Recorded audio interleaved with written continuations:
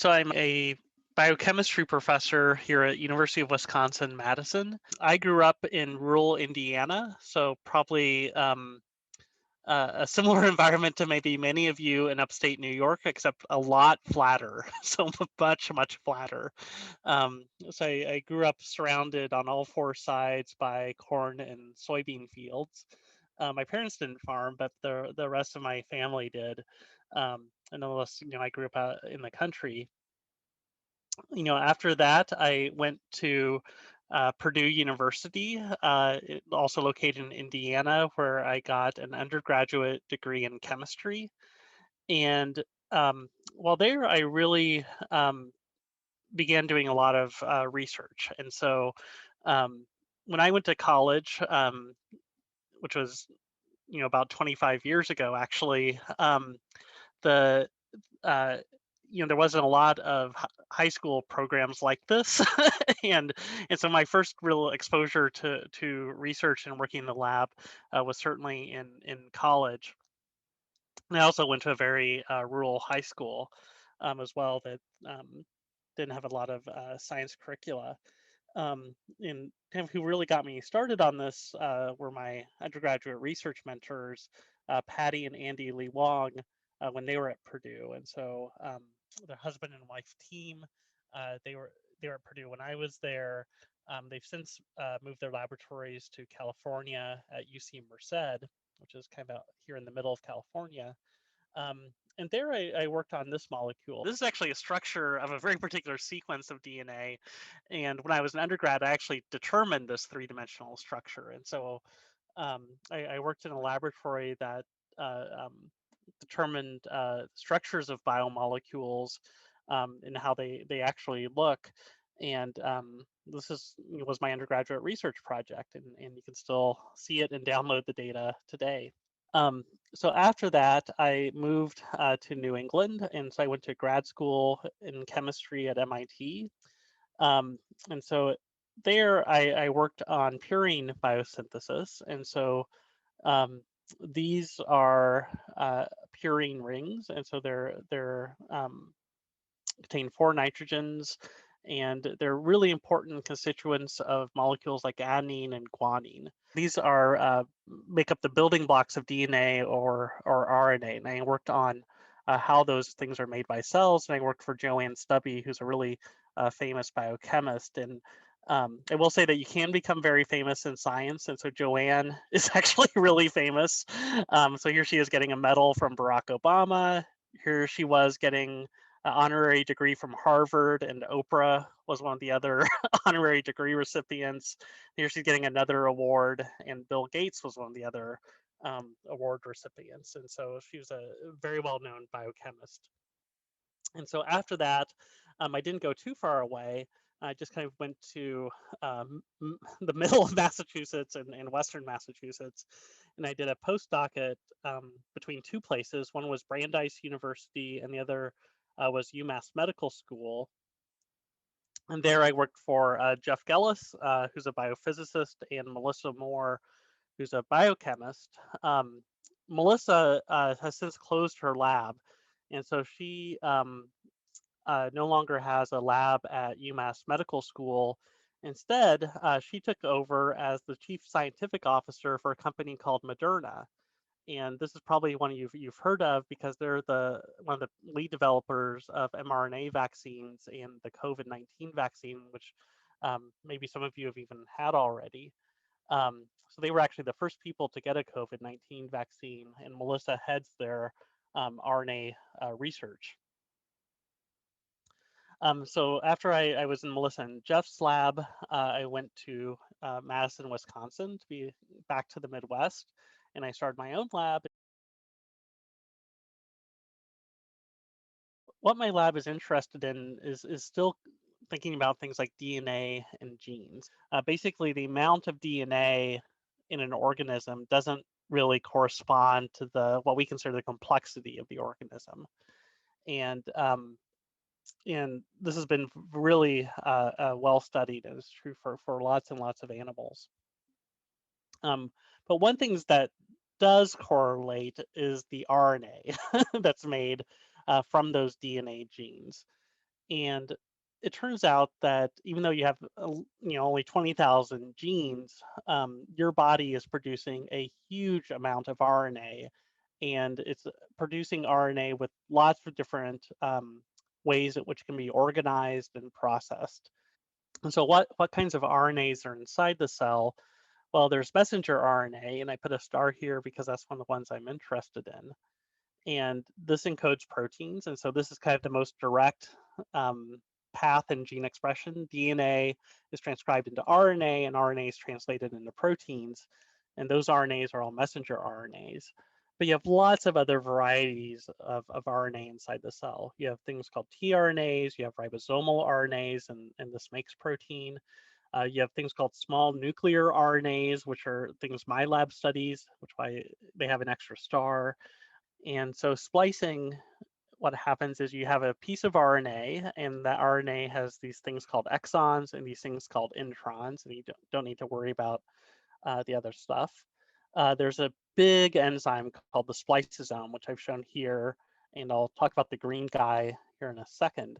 But this spliceosome is basically going to cut out the middle piece and join the other two pieces together. So basically, you take a RNA that's made from your DNA gene and you make it shorter. The bottom line is that the spliceosome splicing is common, essential, and amazing. And so here's an example of this. This is the human dystrophin gene. And so the dystrophin protein is responsible for linking muscle fibers together. And so you need this in all your body muscles in order to link the muscle fibers together. And if you have a mutation in the dystrophin gene, you could get a muscular dystrophy. Now, the human dystrophin gene is 2 million nucleotides long. And what's crazy is if we think about the size of the dystrophin RNA, the first that's made from the gene, I have a yardstick here, which I think hopefully you can see. Um, so this is actually a meter stick. So we can say it's about 1 meter long, and so 100 centimeters. I have a scale model of the dystrophin gene after splicing. And let's see if you can see it. It's the size of a piece of rice. So it's about 5 millimeters long. This is kind of interesting from a gene expression, like why this is happening. But what's even crazier is that if you mess up this process and even off by a single base in the RNA sequence, you can end up with muscular dystrophy. And so this has to occur exactly the right way in all of your muscle cells in order for them to function. The other thing which is interesting is something called alternative splicing. And this is where a single gene can be built together in different ways. And so we have those boxes that I called exons before, and these other things called introns. And the exons and introns can be combined in different ways. And so before I just showed you 2 boxes, and now we have 3. And so if you have 3 things in a row, you can imagine different ways that you could put them together. So we could put the black, red, and white boxes all together. We could just get something with the black and the white box. We could get something where the red and white ones were joined together, the black and red ones, or where nothing happened at all. And so now we have one gene that could make, in this example, 5 different gene products. And this is one of the reasons why humans have so few genes, is because they're all doing this, and it can make lots of different RNA products from one gene. I just want to give you one example of just how complex this could be. This is a gene called DSCAM, which stands for Down syndrome cell adhesion molecule. And so this DSCAM gene, what happens is you begin putting these blocks together, but then you get these choices. So number 3 here goes to one of 12 possible choices for the red guy. Number 5 goes to one of 48 possible choices for the blue guys. You can do 7, 8, and then one of 33 for the green guys, and one of 2 for the yellow guys. And so this is an example in the fruit fly where one gene actually makes 38,000 different RNA products. Again, this is one of the reasons why a fruit fly can get away with having fewer genes than only 3 times as many genes as a bacteria is because some of their genes, like this guy, make 38,000 different products. And so one of the things that can happen when splicing goes wrong is you can get a disease like cancer. And so my lab is really interested in how mutations in this protein up here in green can cause cancers in blood. And so these would be things like leukemia or something called myelodysplastic syndrome, which is a blood disorder that many older people get.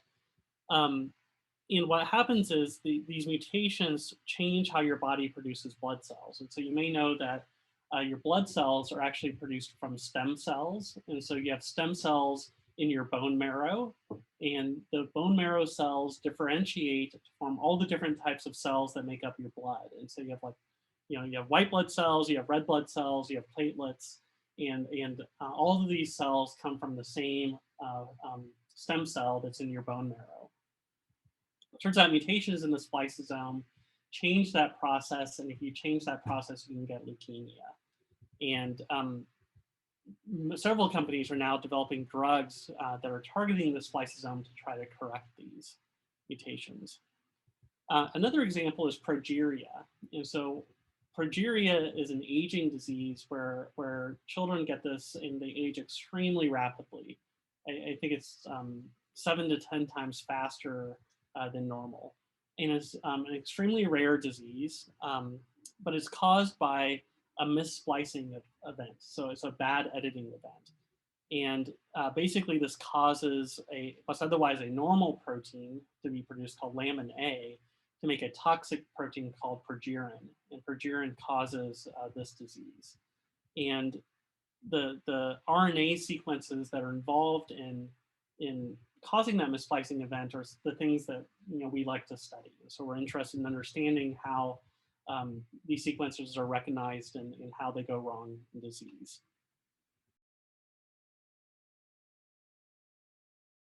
And so this is one of our laser setups in our lab that we use in a microscope. And what we use that microscope to do is actually to look at single molecules of the spliceosome. And so what you're seeing here are these little dots. And believe it or not, each of those little dots is a single molecule of a spliceosome. And so that big machine. So we can use that microscope and those lasers to see individual molecules and study how they function.